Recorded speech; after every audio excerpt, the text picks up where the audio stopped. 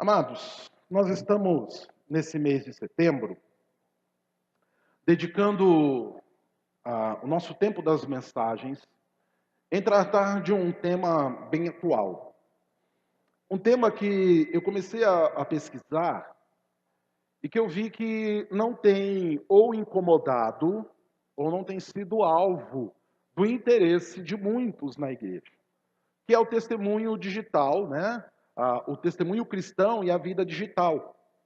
Hoje nós estamos, como já falei semana passada, hoje nós somos pessoas extremamente conectadas. Nós estamos no mundo real, estamos aqui, e eu espero que você não esteja aqui somente de corpo, mas que a tua mente, o teu coração esteja aqui também. Mas nós estamos nas plataformas digitais. Nós estamos no mundo digital, no mundo virtual. Desde da menor criança, e hoje a gente vê crianças bem pequenininhas já manuseando um celular, um tablet e tudo mais, até os mais idosos, até os mais experientes. Aqueles que outrora tinham até medo de pegarem um equipamento eletrônico, tinham até medo de usar um equipamento eletrônico, hoje estão conectados. E essa conexão, ela tem rompido barreiras. Ela tem servido de plataforma para inserir as pessoas e para conectar pessoas, inseri-las na modernidade e numa nova linguagem. A internet e as plataformas digitais, elas trazem consigo uma nova linguagem, trazem consigo até uma nova etiqueta. Nós temos uma etiqueta do mundo real, do mundo físico, né, o qual nós buscamos seguir pela educação que temos, por aquilo que aprendemos, mas nós temos uma etiqueta no mundo digital também. Né? Temos alguns pormenores, né? Não pode escrever em caixa alta, nem sei se todos conhecem esse termo, caixa alta. Esse era um termo que nós usávamos quando fazíamos datilografia, também nem sei mais. Hoje o povo não faz mais datilografia. Eu sou formado em datilografia, né? Fui formado, né? 115 caracteres num minuto. Né? Máquina Olivetti, eletrônica, com fita corretora. Isso era um luxo. Hoje nós temos tudo no touch. Estava fazendo a mensagem essa semana e eu, por hábito, eu gosto de escrever a mensagem. Eu trago a mensagem toda escrita e tenho ela nos meus arquivos. Lá na frente eu quero usar o tema, eu tenho ela toda escrita e gosto de fazer. Então eu vou estudando e vou escrevendo. Eu estava olhando lá, adquiri um programa. Essa é uma das questões também de ética, viu, gente? Hoje nós temos programas aí, e eles são, você tem que pagar. Tem como craquear, esse é um termo digital. Craquear é você quebrar a licença e piratear. Criticamos tanta corrupção no nosso país e às vezes estamos usando softwares piratas no nosso computador. Já há alguns anos eu decidi que não faria mais isso. Então, todos os anos tenho comprado a licença do software que eu uso, da empresa que eu uso. Eu estava olhando lá agora, tem um ícone, você clica e você pode ditar o que você quiser. E eu fiz um teste e dá certo. Você está ali, você clica, dita, ele escreve para você. E ainda como sugestão, ele ainda faz as pausas, colocando ali as vírgulas, né? Fazendo correção dos tempos, colocando os acentos, e você depois só vai fazendo ali as correções. São sinais dos novos tempos. Nós estamos aí, queridos. E essa tecnologia, ela traz consigo automação. Nós estamos cada dia mais automatizados. Nós temos cada dia mais ferramentas que nos ajudam. Eu lembro um dia que eu estava pregando numa igreja onde eu pastoreei, e tinham pessoas mais experientes. E eles criticavam, pastor, essa modernidade não é boa, não sei o quê. Eu falei, não é. Lembra antigamente como fazia? Você plantava o soja. Como que colhia o soja? Você tinha que ir lá com uma foice, juntar os molhos do soja e cortar. Deitar o molho numa lona, num pedaço grande, e depois, no final do dia, você vinha e recolhia. Não rendia muito. Então, as pessoas não tinham propriedades muito extensas, porque não tinham como ter uma colheita muito extensa. Hoje faz o quê? Você planta uma semente que ela é autoimune às pragas e tudo mais. As pragas da qual ela não é imune, você vai lá, tem defensivo para tudo quanto é coisa. Você planta 500, 600 mil alqueires e depois você tem uma máquina altamente tecnológica, guiada por GPS, que vai te dar o maior número em menor tempo. Hoje, há colheitadeiras que colhem até 900 mil sacas por hora. Tecnologia, automação. Né? Então, a tecnologia nos insere. Nós estamos, talvez, nesse mundo tão autônomo, mas nós temos nas nossas mãos o quê? Um celular, um tablet.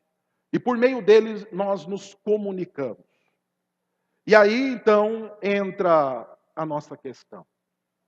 Como nós temos sido nessa plataforma digital? O que nós temos feito? Como temos nos portado? Esse mundo, essa web, ela te dá N possibilidades, muitos acessos. O que nós temos acessado? Que os nossos olhos têm visto, que os nossos ouvidos têm escutado, e o que tem entrado no nosso coração? O que os nossos dedos têm teclado? Nós somos o povo de Cristo, num novo tempo e numa nova plataforma.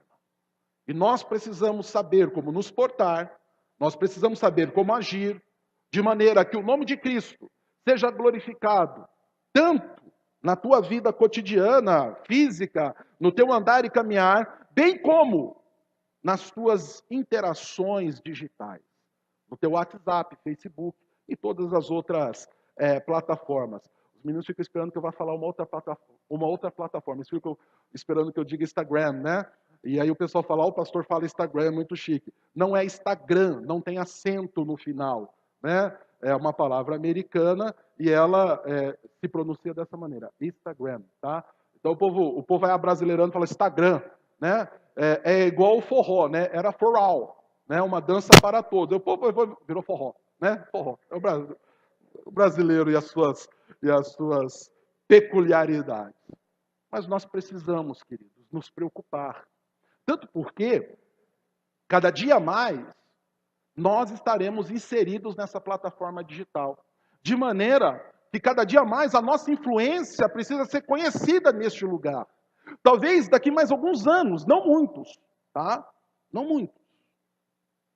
A maior maneira, ou o maior lugar para nós alcançarmos pessoas e falarmos de Cristo, seja a internet. Como nós temos nos portado? E nós temos feito. Pastor, e a Bíblia? O que ela nos diz? Queridos, a Bíblia tem muito a nos ensinar. Eu quero que você traga algo no teu coração, que você nunca se esqueça disso.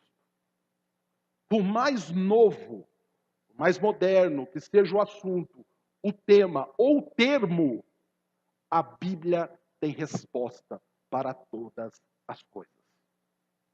Para tudo, a Bíblia tem resposta. Sabe por quê? Porque ela é palavra de Deus. Para a nossa instrução, para o nosso ensino, para a nossa conduta, para o nosso caminhar. E nós precisamos estar atentos a isso. E hoje, eu quero falar com você sobre, eu fiz um trocadilho, sobre algo bem peculiar. Não saia de vossas teclas nenhuma palavra tua. E eu quero convidá-los a abrirem suas Bíblias em Efésios, capítulo 4, os versos de 25 até o 32. Você vai ter, se você não trouxe a sua Bíblia, você pode acessá-la, já que estamos falando de plataformas digitais, você pode acessá-la no teu celular, no teu tablet, fique à vontade também. Põe só em modo avião, tá? Para você não cair em tentação de acessar o Facebook, o WhatsApp aí e perder aí a interação aqui conosco. Efésios capítulo 4, do 25 ao 32. Dani, o texto você passa para mim, por favor? Se você não tem, o texto vai estar aí. Se você tem, acompanhe comigo na tua Bíblia o que Paulo nos diz.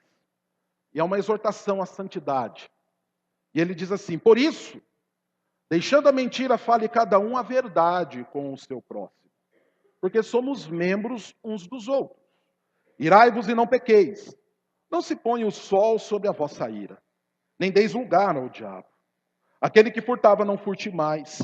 Antes trabalhe, fazendo com as próprias mãos o que é bom, para que tenha com que acudir ao necessitado. Não saia da vossa boca nenhuma palavra torpe, e sim unicamente a que for boa para edificação, conforme a necessidade, e assim transmita a graça aos que ouvem. E não entristeçais o Espírito de Deus, no qual fostes selados para o dia da redenção. Longe de vós toda amargura, e cólera, e ira, e gritaria, e blasfêmias, e bem assim, toda malícia. Antes, sede uns para com os outros benignos, compassivos, perdoando-vos uns aos outros, como também Deus em Cristo vos perdoou. Amém? Oremos. Poderoso Deus, nós pedimos que nesse momento o Senhor fale conosco. Pedimos que o Senhor nos traga a instrução, que o Senhor nos traga o direcionamento, a luz do Teu Espírito, a luz da Tua Palavra, para que ela venha, ó Pai, nos mostrar qual é a Tua vontade para nós, e que nós possamos experimentar qual seja a boa, perfeita e agradável vontade do Senhor. Senhor, que nessa noite nada venha nos impedir de ouvir a Tua Palavra, que nada nos desvie daquilo que o Senhor quer falar conosco, que a Tua glória, o Teu poder se manifeste em nós, para a glória do Deus eterno, de Cristo Jesus e do Espírito Santo. Amém e amém. Aqui em Efésios, queridos, essa carta do apóstolo Paulo aos Efésios é uma carta bem interessante para nós. Talvez, semana passada eu já usei um texto de Efésios, hoje eu estou usando outro. Eu estava meditando, eu comecei a pensar, talvez eu vou fazer uma exposição aqui nesse tema, só em Efésios, porque Paulo, ele fala aqui em Efésios algo, ele nos ensina em Efésios algo que é tremendo, que é como sermos igreja de Cristo. Essa carta é uma carta geral, tá?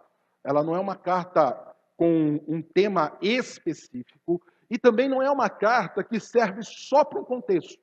Ela é uma carta geral. Se você, por exemplo, se você começar a observar e fazer alguns paralelos com Colossos, com a igreja de Colossos, com Colossenses, a tua carta aí na tua Bíblia, aos Colossenses, você vai ver que tem muita coisa que bate, muita coisa igual. Né? Coisas que Paulo fala aos Colossenses, ele fala aqui também em Efésios.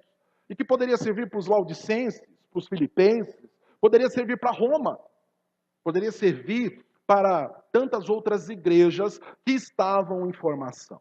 Na realidade, essa é uma carta que tem um intuito de fundamentar a fé e também a conduta que cada cristão tem que ter na sua vida cotidiana. Paulo tem a liberdade e a tranquilidade de escrever isso, porque quando ele está escrevendo essa carta, por volta do ano 60, entre 60 e 62 depois de Cristo, Paulo não precisava se preocupar com um tema específico. Ele estava preso lá em Roma. Você pode ver isso em Atos 19. Se você for ler lá, você vai ver. Paulo vai relatar a sua prisão, né? Era uma prisão domiciliar, ele estava em Roma. E ele escreve, então, estas cartas. E uma delas é a carta aos Efésios, com o intuito de motivar e de fazer frutificar e florescer no coração daqueles cristãos uma conduta e uma ética segundo o ensino dos apóstolos, que estava fundamentado também no ensino de Cristo. É isso que Paulo está fazendo. Eram igrejas que estavam enfrentando tempos de implantação, estavam florescendo, estavam começando. E também Paulo já previa a grande perseguição que essa igreja haveria de sofrer. Não só ela, todas as outras. Nós sabemos que anos depois, a igreja vai ser perseguida, Nero vai ser um grande perseguidor da igreja, outros imperadores irão perseguir, a igreja vai sofrer um grande ataque do judaísmo, e vai tentar trazer estes neocristãos, esses neófitos, esses novos na fé, de volta para a prática do judaísmo, de volta para as velhas práticas.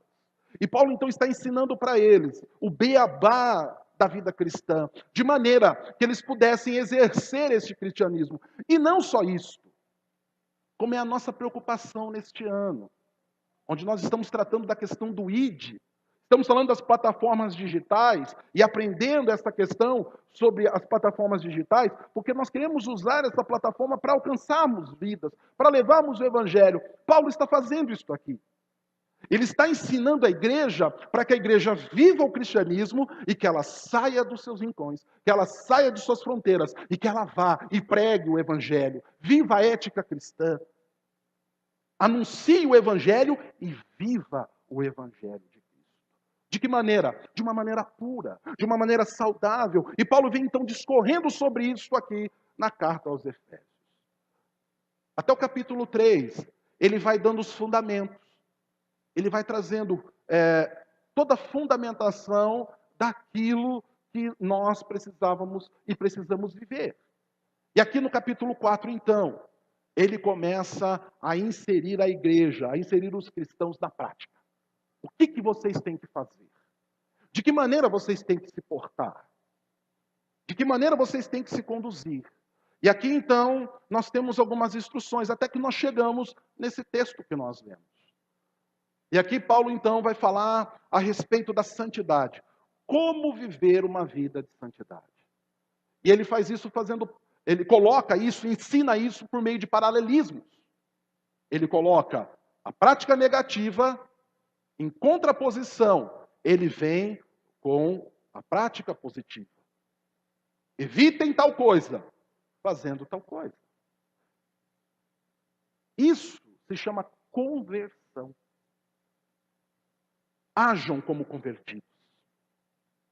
E Paulo aqui, em Efésios 4, nessa parte que nós lemos, ele começa a dar nome aos bois. Bois, pastor? Está falando de pasto? Não. Ele começa a dar nome aos pecados. E ele elenca aqui 5 pecados, os quais a igreja deveria evitar. E ao mesmo tempo, 5 virtudes, as quais a igreja deveria praticar. Entendendo, e eu já vou pôr isso para você, e você vai perceber isso no texto, na exposição que eu quero fazer aqui, que quando Paulo trata da conversão, eu já ensinei isso a vocês, eu só estou recapitulando, quando nós falamos que fomos convertidos pelo Espírito, o Espírito agiu em nós, não basta somente deixar de fazer aquela velha prática ou de cometer tal pecado. Pastor, eu roubava, e aqui no texto está dizendo sobre o roubo. Eu roubava. Deixei de roubar, né? Então, eu roubava. Deixei de roubar. Tudo bem? Não. O que eu tenho que fazer? Eu tenho que tomar uma atitude em contraponto a isso. Aquele que roubava, não roube mais. Antes, trabalhe e abençoe aqueles que não têm. Isso é conversão. Eu maldizia. Deixei de maldizer. Não. Está incompleto. Agora você vai bem dizer. E com a tua boca glorificar o Senhor, o teu Deus. E Paulo então coloca essas 5 atitudes negativas e em contraponto as 5 positivas. E ele começa então, em primeiro lugar, Paulo fala sobre a mentira. Deixa a tua Bíblia aberta, por favor. Lá no verso 25, ele diz assim: por isso, abandonai a mentira, e cada um fale a verdade com o seu próximo, pois somos membros uns dos outros. Quando nós vemos aqui, nós podemos entender que a mentira é a afirmação contrária aos fatos, falada com o propósito de enganar. Existe um fato. O que é a mentira? É aquilo que é dito contra o fato, com o intuito de trazer o quê? Engano. Isso é mentira. A mentira abrange toda a espécie de trapaças.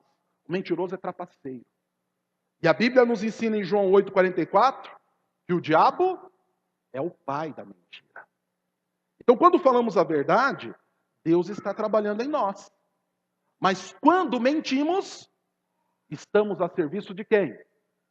Ô, pastor, tem misericórdia. Do diabo. O diabo age através da vida do mentiroso. E saiba de uma coisa. Mentira aqui não está somente ligada à fala. Está também ligada à fala. E talvez ela seja a forma mais conhecida da mentira. Aquilo que nós mentimos através da nossa boca. Mas hoje pela manhã, nós citamos um texto que fala do mentiroso. Aquele que conhece as minhas palavras e não as pratica, é mentiroso. Nós podemos mentir na prática. Conhecer o que temos que fazer e não fazermos. O que vai gerar um engano.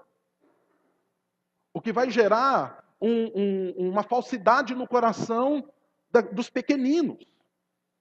Então os mentirosos, ou seja, aqueles que são controlados pela mentira, não herdarão o reino de Deus. Apocalipse 22, verso 15. Nós precisamos entender isso. Que para o cristão não cabe a mentira. Nem na fala e nem nos atos. Não cabe a religião mentirosa. A verdadeira religião é esta: visitar e socorrer as viúvas e os órfãos. Dessa maneira, glorificamos ao Senhor. Há uma mentira sendo contada aí hoje, aonde a religião, ela é tudo, menos aquilo que a palavra de Deus nos ensina. Há muitos cristãos, dizendo cristãos, mas na realidade são mentirosos. Por quê? Porque não vivem na profundidade aquilo que preceitua a palavra de Deus. Pastor, mas eu falo tanta verdade, que bom, pratique-a também. Viva também. Nós somos chamados a viver. O primeiro pecado condenado na igreja primitiva foi o da mentira. Atos 5, de 1 a 11. Lembra dessa história? Vamos lá rapidinho, só para a gente dar uma passada. Nós não vamos ler todo o texto, eu quero só que você veja. Deixa marcado em Efésios que você vai voltar, tá? Você vai voltar para lá. Mas pega lá em Atos 5, de 1 a 11, só para a gente fazer um rápido passeio pela Bíblia.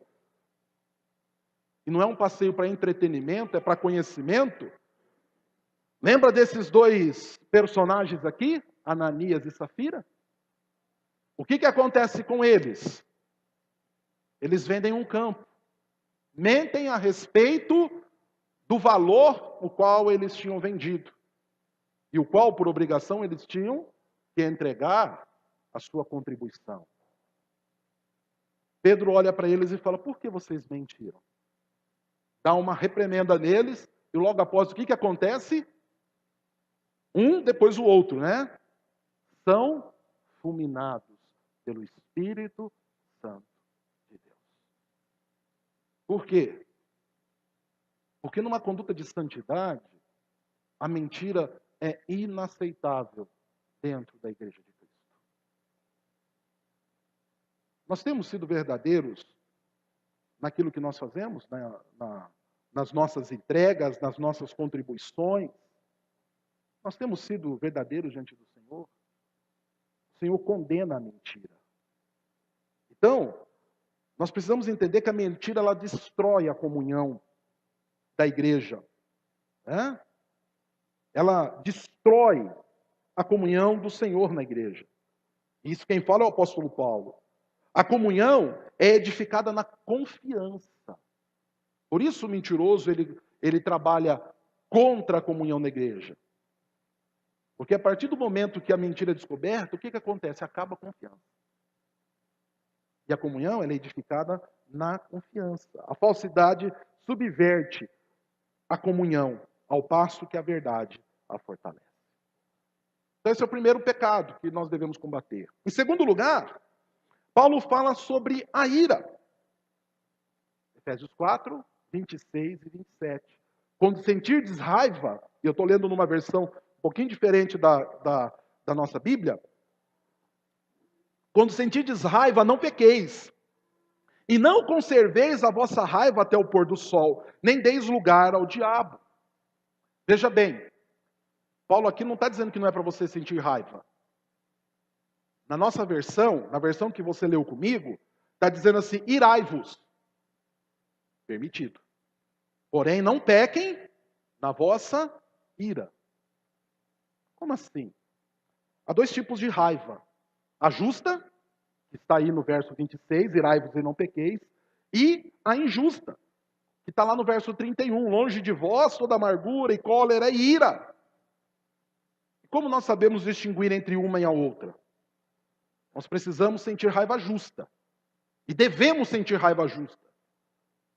Gente muito passivo, muito molengato, que é o que tem acontecido hoje, motivados pela ética do politicamente correto, não é aquilo que Deus deseja para cada um de nós. Como assim, pastor? Deus quer que você sinta raiva. Pastor, mas está ensinando mentira? Não. Vou te ensinar, vou te falar. A ira de Wilberforce contra a escravidão na Inglaterra é um exemplo de raiva justa. A raiva de Moisés contra a idolatria é outro exemplo clássico. A raiva de Lutero contra as indulgências é um dos mais claros exemplos desse ensino de Paulo, ao ponto que, a partir da indignação e da ira que ele sentia, nós temos a reforma protestante. Um dos grandes eventos dos tempos modernos. A raiva de Jesus no templo, ao expulsar os cambistas, e o exemplo, por excelência, desse princípio bíblico. Jesus não chegou lá todo paz e amor, e aí, meus irmãos, tudo bem? Não. Ele chegou lá com a chibata comendo, cantando, e vamos sair daqui, bando de sem vergonhas. Minha casa não é para isso. A casa do meu Deus não foi feita para isso. O Senhor mostra ali uma indignação. Por quê? Porque Deus abomina, Ele odeia o pecado. E se Deus odeia o pecado, o seu povo também deve odiá-lo. Se o mal desperta a sua raiva, também deve despertar a nossa. Se o mal desperta a raiva de Deus, nós também precisamos ficar indignados contra a raiva. O Salmo 119, verso 53, traz uma palavra bem interessante para nós. Deixa eu abrir aqui. 119, 53. Diz assim, ó. De mim se apoderou a indignação por causa dos pecadores que abandonaram a tua lei. Se o Senhor se sente indignado com isso, nós também precisamos. Ninguém deve ficar raivado, a não ser que esteja raivado contra a pessoa certa, no grau certo, na hora certa, pelo propósito certo e no caminho certo. Então Paulo qualifica a sua expressão de que nós podemos sentir a raiva, né, com 3 negativos. Olha só, ele fala, vocês podem sentir raiva, mas não pequem nisso. Não cometam o pecado. Nós nos devemos assegurar de que a nossa raiva esteja livre de orgulho, despeito. Tem gente que fica com raiva porque está despeitado.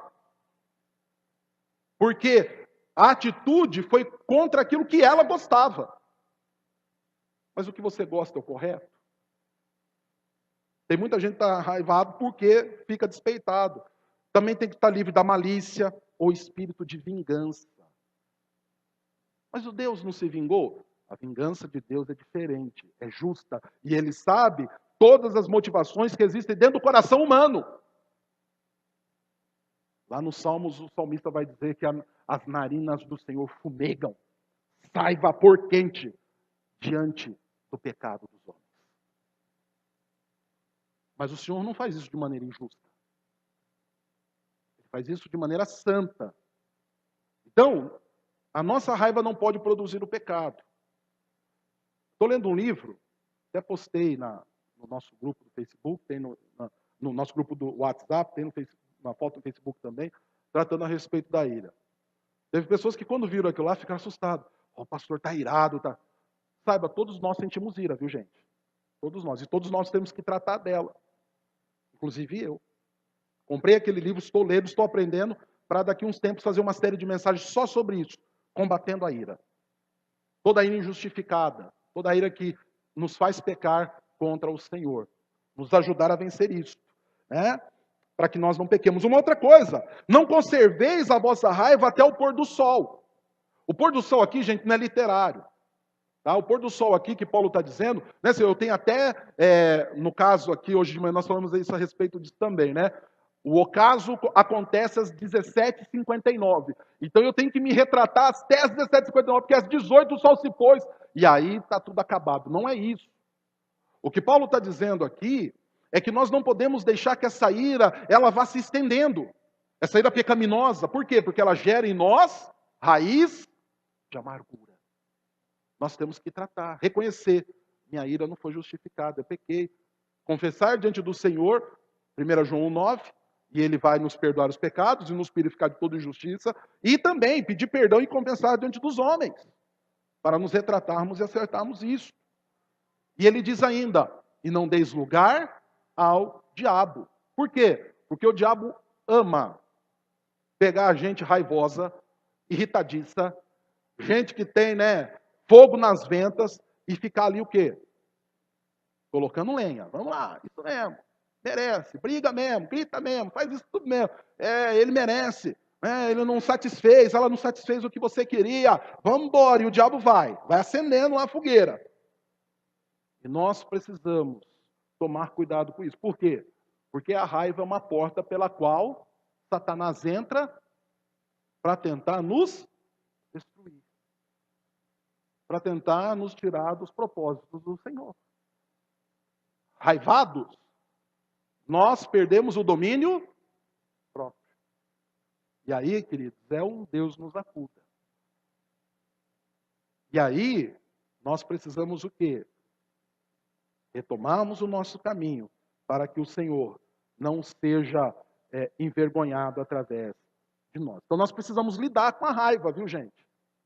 Nós precisamos aprender, eu fiquei com raiva. Reconhecer, fiquei com raiva. Não queria, mas fiquei. E a partir daí nós precisamos tratar disso.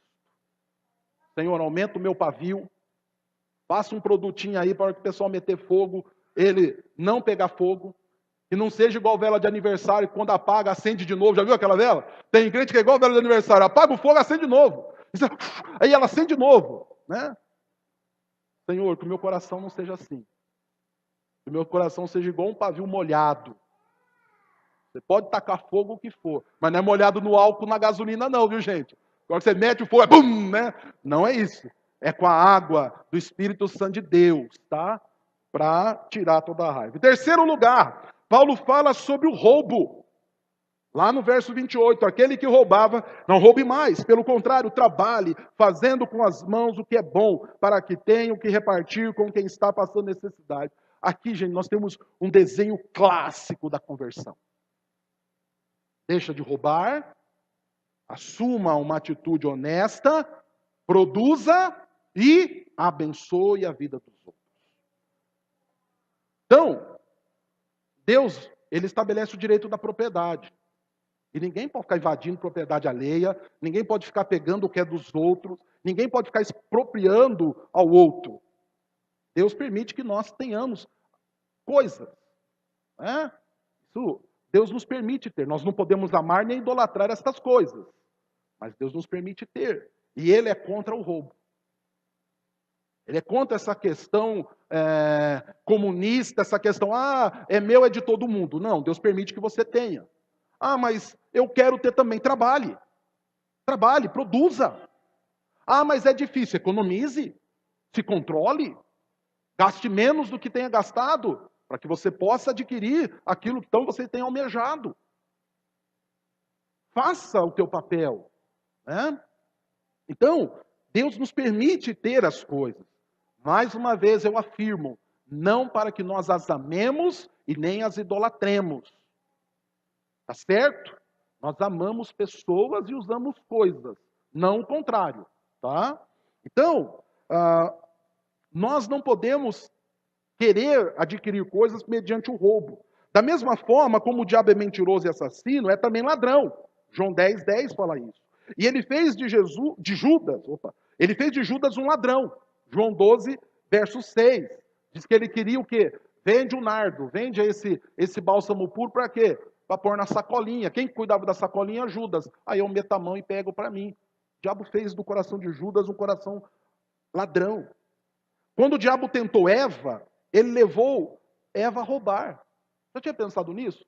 O Senhor falou, não é para pegar do fruto desta árvore. Ela foi lá e pegou. Isso é o quê? Roubo. Roubo. Não é teu. Você não vai comer isso aqui você não pode mexer. Ela foi e pegou. O que é isso? Roubo. E Adão? Roubou também. Porque foi lá e pegou também. Sem vergonha, Adão. Tem um vídeo no Facebook, a gente falando de internet. Já viu aquela mulher que está lavando a louça e ela fala que quando ela chegar no paraíso ela quer falar com Eva? Porque Eva pecou e a partir daquele momento tem que lavar a louça, lavar a roupa. Eu quero ter uma conversa de pé de ouvido com Adão. O duro é entrar na fila, né? Todo mundo vai querer ter essa conversa com ele, né? Fez do coração deles e da atitude deles uma atitude de furto. Eles pegaram o que eles não deveriam pegar. E como o pecado entrou no mundo pelo primeiro Adão mediante o roubo, ele sai da vida dos eleitos de Deus através do último, do segundo Adão, que combate o roubo. Agora ele produz e nos dá. Ele vem e nos abençoa. O primeiro Adão foi ladrão e foi expulso do paraíso, mas o último Adão, Cristo, voltou-se para um ladrão e lhe disse: hoje estarás comigo no paraíso. Eu tenho esse poder sobre mim. Então, nós temos que entender isso. E não basta somente parar de roubar. Nós devemos produzir. E produzir para quê? Quando Paulo fala a respeito disso, ele insere aqui uma das coisas mais lindas da ética cristã, que é o desapego das coisas. Para que eu vou produzir? Por que Paulo fala que nós temos que produzir? Para que nós tenhamos com que abençoar as outras pessoas. É assim que nós temos vivido. Nós temos orado ao Senhor: Senhor, me capacita, para que eu possa ganhar o máximo de dinheiro possível, para que eu possa, através disso, abençoar o maior número de pessoas possíveis. Nós temos ensinado isso aos nossos filhos. Dia desses eu fui esbofeteado pelo Senhor. Uma coisa que depois eu fiquei profundamente envergonhado e pedi perdão, Senhor. Nós estávamos num dos nossos momentos em casa, conversando, e a Ana Júlia, desde os 3 anos de idade, ela disse que ela quer ser médica. Desde os 3 anos de idade. E nós estávamos conversando a respeito disso: filha, eu tenho que estudar, etc, etc e tal. E aí eu brinquei, eu falei: filha, você é a nossa poupança, você vai ganhar muito dinheiro como médica e nós vamos viajar, não sei o quê. Ela falou assim: pai, eu não estou pensando em ganhar dinheiro. Como não? Monta o seu consultório, sua clínica, faz o seu nome. Pai, eu estou inclusive pensando em viajar para esses países pobres e usar a medicina para abençoar a vida das pessoas. E aquilo ali já foi... Não foi para isso que eu te criei. Não é esse o meu sonho. Calma lá, opa! Que história que é essa? É, pai, o Senhor tem colocado no meu coração, inclusive, para que eu use da medicina para ser uma missionária. Sabe qual que foi o bufete que eu tomei do Senhor Jesus? Que não foi isso que eu ensinei para ela. Mas o Senhor vem no coração dos seus, aqueles que Ele chamou para si, e aquilo que Ele coloca no coração dos seus, não há plano humano que pode mudar. Eu bem sei que tudo pode. Não é isso que Jó diz lá em Jó 42? E nenhum dos teus planos, desde os 3 anos ela fala que quer ser médica. Nunca ninguém colocou isso para ela. Nós nunca colocamos isso. Pai, eu quero abençoar vidas. Por quê? Porque tudo aquilo que eu preciso, o Senhor já tem me dado. Então, queridos, essa é a ética que nós temos que viver. Porque no final das contas, é isso que nós vamos apresentar ao nosso Deus. Onde está o teu tesouro, aí está também o teu coração. Em quarto lugar, Paulo fala sobre palavras torpes. Capítulo 4, versos 39 e 30. 29 e 30, por favor. Não saia da vossa boca nenhuma palavra torpe, e sim unicamente a que for boa para edificação, conforme a necessidade, assim transmita graça aos que ouvem. E não entristeçais o Espírito de Deus, no qual fosse selados para o dia da redenção. E o apóstolo Paulo volta-se do uso das nossas mãos, do nosso trabalho para abençoar vidas, para o uso da nossa boca, das nossas palavras. Entendendo que a palavra torpe, ela vem do grego sapros, né? Palavra que se emprega para árvores e frutos podres, e também para o peixe podre. Já sentiu o cheiro de peixe podre? Já sentiu o cheiro de árvore de fruta podre? Sabe qual que foi o primeiro cheiro que eu senti quando eu me mudei para Toledo? Mangas podres caídas ali na frente daquela casa, cheia de bicho, um cheiro que ninguém suportava, e tinha uma caçamba, e quando tiraram a caçamba, aquilo começou a brotar a varejeira, e a brotar bicho. Eu tenho um nojo disso, eu comecei a ficar todo arrepiado, e o meu coração começou a ficar muito triste, e meu estômago revirou. E eu me lembro que muitos ficaram indignados no dia que eu mandei podar a árvore. Meu Deus! Só que a primeira coisa que aconteceu depois que nós podamos a árvore, foram 2 vizinhos saírem de suas casas e virem até nós e dizer: muito obrigado, Nós não aguentávamos mais a podridão das frutas, a sujeira que elas causavam, as folhas que vinham sujar o nosso quintal. Mas aquilo ali estava quase igual um poste ídolo. Que a gente passava todo dia e batia reverência. Santa mangueira do Senhor. Mas nós podemos falar do evangelho para 2 pessoas. O dia que nós fomos lá em Podamar. Ficamos sem manga, não é verdade? Mas cumprimos a nossa missão, falamos do evangelho de Cristo. E acabamos com a sujeira também. Vocês viram como que a grama está... De vez em quando eu vou lá, rastelo, deixo limpinho. Eu tinha que levantar todo dia 6 horas da manhã para ir catar 2 sacos de manga podre. 6 horas da tarde, mais 2 sacos de manga podre. Todos os dias, não aguentava mais. Minhas costas e o meu sono tinham acabado. A palavra torpe é como isso. Como frutas podres que fedem, que causam asco. É o tipo de palavra que prejudica os ouvintes. Um cristão não pode ter uma boca suja. Isso está lá em Romanos 3,14. Quando o coração muda pela conversão, a boca muda também. Por quê? Porque a boca fala do que está cheio, o nosso coração. Só que palavra torpe não é só palavrão. Eu venho de uma família de descendência italiana. Fiquei um pouquinho mais no forno, queimei um pouquinho mais, mas venho de origem italiana. E já viu como que italiano se trata ou não? Primeiro fala com a mão, né? E gesticula. E um dia me falaram assim, toma cuidado, com esse teu tamanho, então você parece um urso raivoso, né? Que está prestes a pegar a presa. Italiano, ele se comunica a cada 10 palavras, 11 vem um palavrão junto, né? Eles vão adjetivando as mães, os pais, né? Etc. E tal. Mas palavra torpe não é só isso.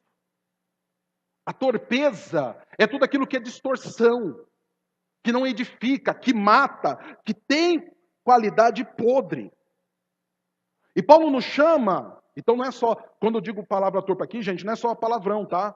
É tudo aquilo que é indigno. E Paulo nos chama a uma comunicação positiva. Olha o que ele diz. Não saia da vossa boca torpeza antes aquilo que é bom, edificante, necessário e que transmita graça aos que ouvem. Por quê? Porque isso é a conexão do que está dentro do nosso coração. E nós podemos glorificar a Deus com as nossas palavras, bem como podemos entristecer o Espírito com elas. Não é isso que vem logo depois? E não entristeçais?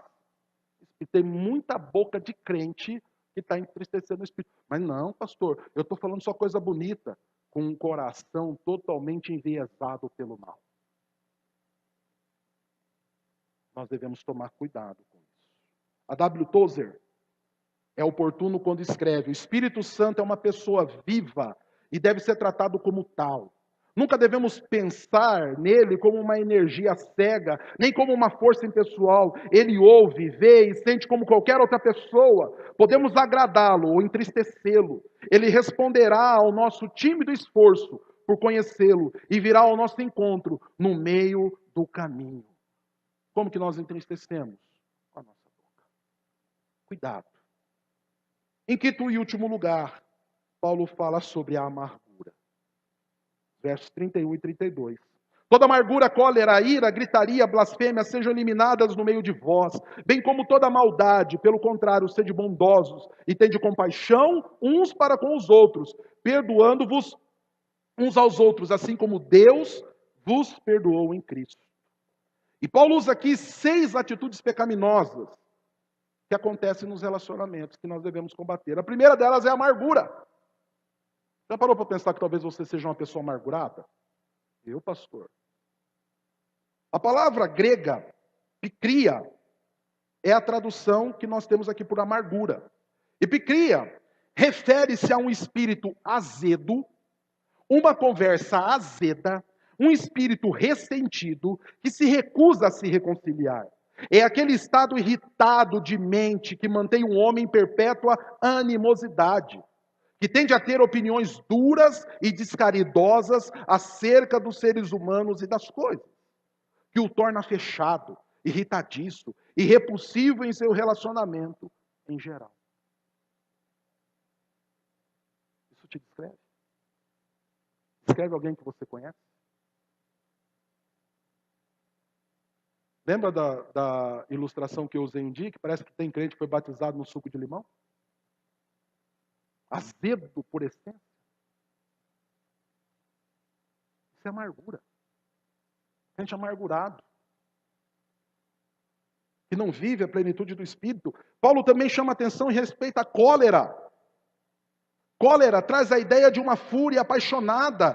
Refere-se a uma ira que de tempos em tempos vem e toma a vida da pessoa. Ele fala também sobre a ira. E aqui a palavra grega é orge, que é traduzido por ira. E que tem a ver com uma hostilidade mais firme e sombria. Ou seja, uma ira mais sutil e profunda. Ela está lá no fundo. Os orientais costumam dizer que elas estão nas entranhas. Essa expressão coração é mais ocidental. Os orientais eles falam dos intestinos, do estômago, do que é mais profundo. A primeira dor que você sente não é do coração, é do estômago doendo e dizendo eu quero comer, estou com fome. E ele é perturbador, é ou não é? Perturbador. Paulo fala para nós tomarmos cuidado com a gritaria. Gritaria descreve as pessoas que erguem a voz numa altercação, começam a gritar e até a berrar umas com as outras. E muitas vezes nós gritamos por quê? Porque não temos argumentos plausíveis para colocarmos na nossa discussão.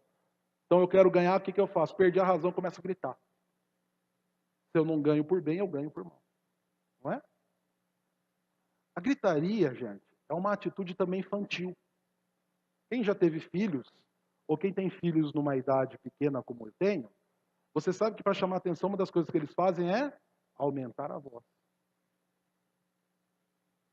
Muitas vezes nós fazemos isso, por quê? Porque pensamos como meninos e agimos como meninos. Paulo, em 1 Coríntios 13, nos chama a sermos como homens, varonis, e agirmos como homens. A gritaria não cabe a pessoas maduras. A blasfêmia, a palavra grega aqui para blasfêmia é blasfemia, que quer dizer falar mal dos outros, especialmente pelas costas, difamando e destruindo a reputação das pessoas. E como isso, infelizmente, permeia a vida da igreja. Queridos, eu tenho extrema paciência com certas coisas, mas com calúnias e coisas faladas pelas costas, eu confesso que eu tenho que controlar a ira. Eu sou a favor da honestidade, sempre. Dita em amor, lógico. Nós devemos dizer a verdade em amor. O negócio de ficar falando mal pelas costas, você não concordou com uma situação, você falar mal pelas costas, isso é desonestidade. Isso não é de Deus, é do diabo. Ah, mas se eu falar, a pessoa vai ficar magoada. Se ela ficar sabendo que você está falando pelas costas, vai ficar pior? Isso é covardia. Isso não é de Deus, não. Isso é totalmente satânico. Nós somos chamados a trazer as coisas à luz. Não é isso que nós vimos semana passada? Nós devemos tratar das coisas com as pessoas. E a malícia. Malícia quer dizer má vontade, incluindo o desejar e tramar o mal contra as pessoas. E Paulo então nos traz essas questões. Aqui está a exposição do que a palavra nos diz. Como que nós podemos aplicá-la na nossa vida digital, na nossa navegação na internet, nas nossas interações Facebook, WhatsApp e outras plataformas, tantas as quais nós participamos? E é isso que eu quero falar. Diante do que nós vimos aqui, nós temos 4 marcas como aplicação em nossas atitudes na internet. A primeira marca, que nós devemos ter, 4 marcas como aplicação em nossas atitudes na internet. A primeira delas, a verdade deve ser uma marca em nossas vidas.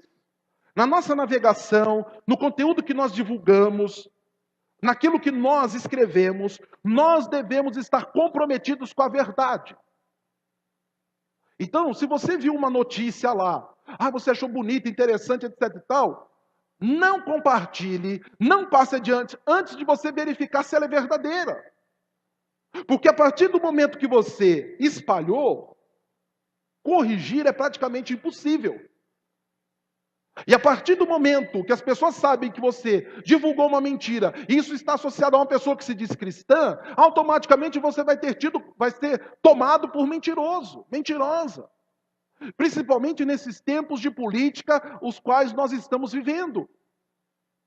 Oxalá os cristãos tivessem paixão por Cristo, como tem tido pelos seus candidatos a políticos.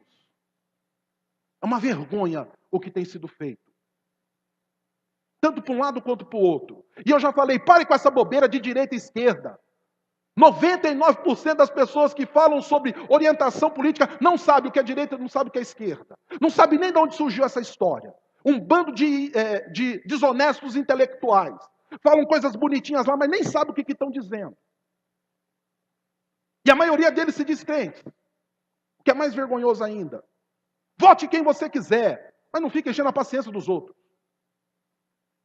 Ainda mais com mentiras. Então, nós não devemos ter a mentira como uma marca. Pelo contrário, nós devemos ter a verdade. Não podemos compartilhar qualquer mensagem, qualquer foto ou qualquer informação. Nós devemos checar a fonte. Ah, mas a pessoa está precisando, às vezes é uma mentira. E as pessoas colocam isso como maldade para ver os outros espalhando e causando confusão. Tome cuidado com isso. Na tua navegação, procure. Pastor, mas a maioria das coisas é mentira. Então a maioria das coisas você não vai compartilhar. A maioria das coisas você vai deixar. Mas eu quero interagir, interaja com a palavra de Deus. Compartilhe textos bíblicos. Tem tantos irmãos nossos, tantos pastores conhecidos, compartilhe mensagens. Mas tome cuidado. E tome cuidado com aquilo que você lê. Não acredite em tudo que está ali. Há montagens, e montagens muito bem feitas, para enganar e iludir as pessoas. Então, aplique isso. Paulo nos chama a verdade, aplique isso na tua vida, na internet, naquilo que você escreve, naquilo que você compartilha, naquilo que você passa adiante. A verdade tem que ser uma marca. Inclusive, a verdade segundo a palavra de Deus. Tem muito crente compartilhando palavra, mas é palavra de Deus. Aí foi fulana de tal que disse que é mentira, porque é uma distorção da palavra. E o que distorce é mentiroso, mas é bonito, mas é mentiroso. Diz a palavra que o diabo vai vir transvestido de anjo de luz. Por quê? Ele quer aparecer chifrudo, dentudo, rabudo para você? Não! Ele quer aparecer bonitão. Estilo Rodrigo Santoro. Não que ele seja Satanás, tá? Se fosse usar um personagem da televisão, ia ser o Rodrigo Hilbert, né? Que até, outro dia ele estava, Rodrigo Hilbert é aquele marido da Fernanda Lima. Você não sabe ainda quem é? É aquele que até para fazer uma pizza ele constrói um forno. Tem misericórdia, né? Para aquele homem. Então, e aquilo ali é uma mentira, tá? Aquilo ali ele tem um monte de gente por trás, e as mulheres ficam todas assim, ele fez a pizza e construiu o forno. Mentira, ele tem umas 200 pessoas junto lá, gente. É que não mostra, tá tudo editado. Aí o marido vai tentar fazer, em vez de fazer um forno, faz um vaso, e feio ainda, né? Aí não tem jeito, né? Então, a verdade tem que ser uma marca. Uma segunda aplicação, a justiça deve ser uma marca nas nossas vidas. Os cristãos devem ser justos naquilo que escrevem e compartilham. Mesmo que você esteja indignado com uma situação ou com uma pessoa, e até mesmo com um grupo, você precisa teclar com justiça e equidade. Não pode haver impiedade em nossas postagens. Mas eu estou indignado com a corrupção do nosso país. Tudo bem, mas aquilo que você compartilha, seja justo no que você diz. Porque a tua indignação não pode vir carregada de injustiça, de inverdade, de mentiras e por aí, e daí por diante. Você tem todo o direito de se indignar com a injustiça, com o descaso, com os crimes, com as leis, com os governantes, com outras religiões, com o seu time de futebol, mas mostre a sua indignação de maneira justa. Isso vai exigir de você um esforço bem grande e também um esforço severo. Seja justo no que você diz. Eu nunca mais vou torcer o meu time de futebol. Tira, injustiça. Porque quando ele começar a ganhar, você vai ser o primeiro. Meu time tá vendo? Meu time. Só foge da raia quando perde. Então, seja justo.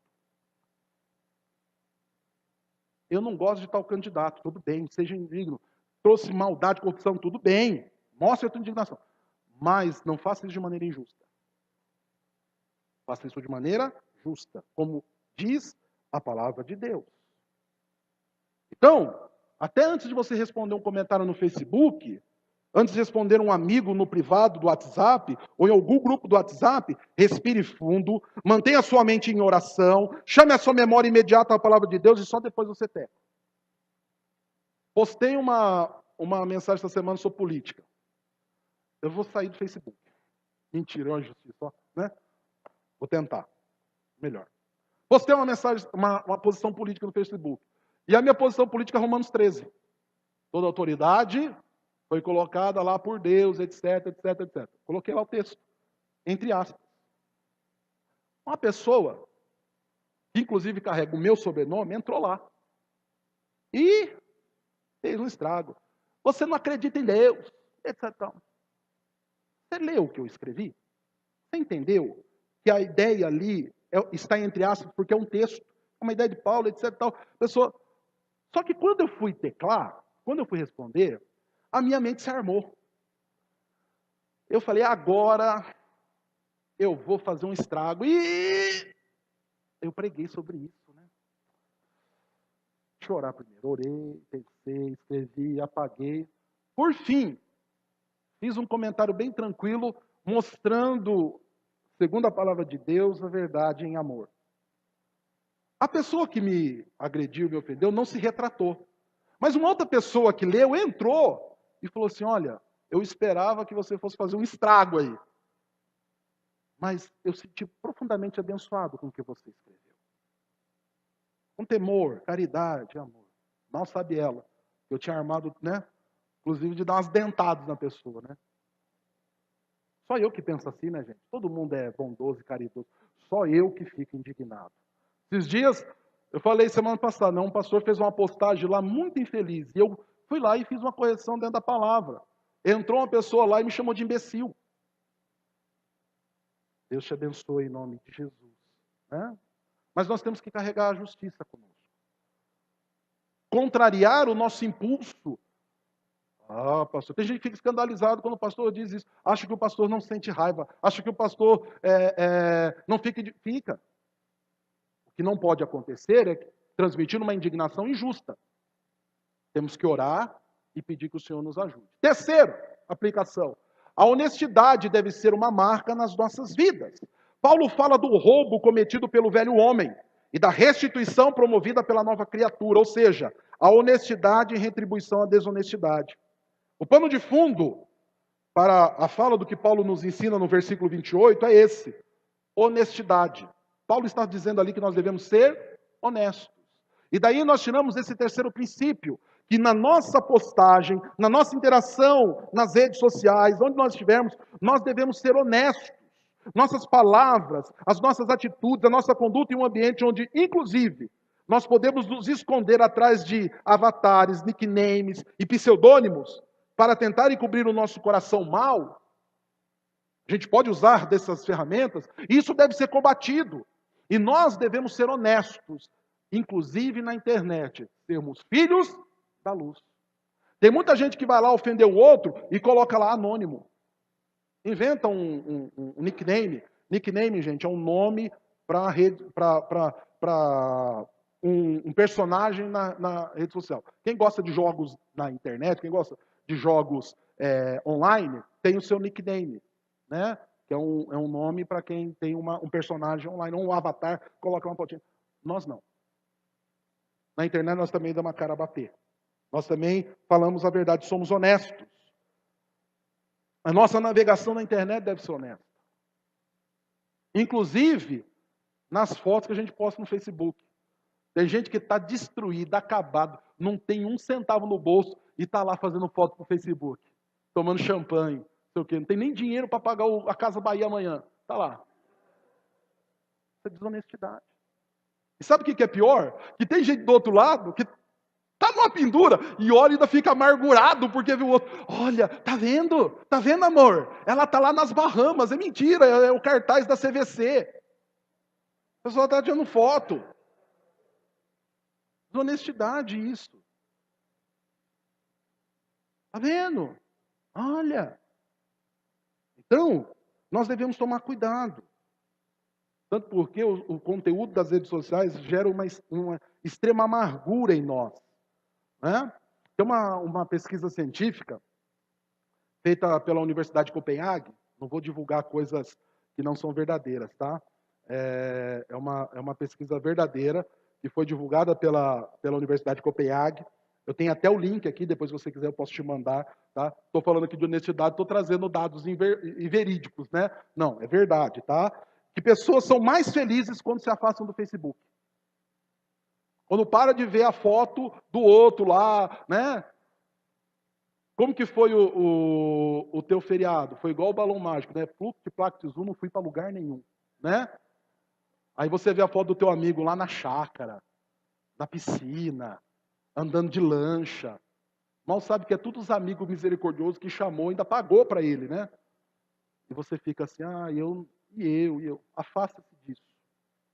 Tira isso. Hoje, na hora do almoço, nós ainda estávamos falando sobre isso, né? Estamos falando sobre isso, né, Douglas? Vamos afastar do Facebook, né? Acabar com o Facebook, né? Então, e outra coisa, viu? Saiba de uma coisa, isso é alvo de investigação federal, inclusive da Polícia Federal dos Estados Unidos, FBI. O Facebook, nas suas plataformas, usa de postagens e de indução para poder direcionar as pessoas a fazerem aquilo que eles querem. Pastor, de onde você tirou isso? Tem um link aqui também. É uma reportagem ainda super interessante, intitulada O Ladro Negro do Facebook. Inclusive, nos Estados Unidos, eles foram duramente penalizados. Se você acompanhou isso. Né? Então, nós devemos ter a honestidade. Nós não podemos entrar nessa. Nós somos honestos. Para terminar, a bondade deve ser uma marca nas nossas vidas e na nossa interação nas redes sociais. Nós fechamos as nossas recomendações e aplicações aqui, chamando todos para praticarem a bondade nas redes sociais, na navegação pela internet. Paulo fala das palavras torpes, que, como vimos, não tem a ver somente com palavrões, mas sim com tudo aquilo que é destrutivo e sai da nossa boca. Nesse particular, das nossas teclas ou do nosso celular ali, do touch, né? Então não distribua amargura em suas postagens. Não seja azedo naquilo que você compartilha. Isso não faz bem. Não faça ninguém tropeçar por causa de suas postagens, de seus acessos e de sua navegação. Você é crente. Toma cuidado com o que você posta. Teve gente um dia... Você não vem na escola dominical, meu irmão, minha irmã? Ah, pastor, não estava bem. Só que lá no Facebook da pessoa estava a foto da balada. Os globos da luz. Pessoa com a cerveja na mão, a bebida na mão. Mas é tonto, né? Dá posta lá e depois fala, pastor, eu estava... Lógico que não estava bem, bebeu tudo. Né? Ah, então já sei, eu não vou postar mais a foto. Não! É para não ir mais para balada. Não é lugar para o crente. Então, toma cuidado com isso. Porque eu falei semana passada. Você pode ouvir música, pode, tudo bem. Aí vai lá o pastor. I went to hell. Ah, isso é rock, pastor, legal. Não, está dizendo que você está no caminho do inferno. Você está? Não estou. Então não vai. Ah, então eu só não posto. Eu ouço e não posto. Não. Cuidado. Seja bondoso no que você faz. Ah, tá, eu vou ser bondoso, pastor. Amanhã cedinho eu vou mandar uma mensagem para o senhor. Bom dia, aquele cachorrinho, né? Com a bicicletinha, as luzinhas assim. Bom dia, que o seu dia seja um lindo dia. Não é esse tipo de bondade que eu estou dizendo. A bondade é que você compartilhe um conteúdo que edifica, que abençoe, que não exponha podridão, que não induza as pessoas ao escândalo. Ai daqueles pelo qual entra o escândalo. Por isso, deixe de lado a torpeza. Tanto porque a maior torpeza não está no conteúdo em si, mas está nos nossos corações. Então, nós devemos combater o que habita em nós, para assim santificarmos a nossa navegação. Quero terminar dizendo o seguinte, queridos. Nossa navegação, aquilo que assistimos, postamos ou compartilhamos, deve ser consequência de nossa nova vida. Motivados pelo que Cristo fez por nós, fazemos agora por Ele algo novo, diferente e santo, como consequência daquilo pelo qual nós somos chamados. Nossa navegação, nossas postagens, o conteúdo que recebemos ou repassamos, deve sempre promover a glória do Deus Santíssimo. Amém? Que o Senhor nos ajude e nos abençoe no nome de Jesus. Oremos. Bondoso Deus, nós agradecemos pelo teu cuidado, amor e graça. Pedimos que o Senhor nos instrua, que essas aplicações sejam verdadeiras e santas nas nossas vidas e que nos ajude na nossa postura, no nome santo de Jesus. Amém e amém.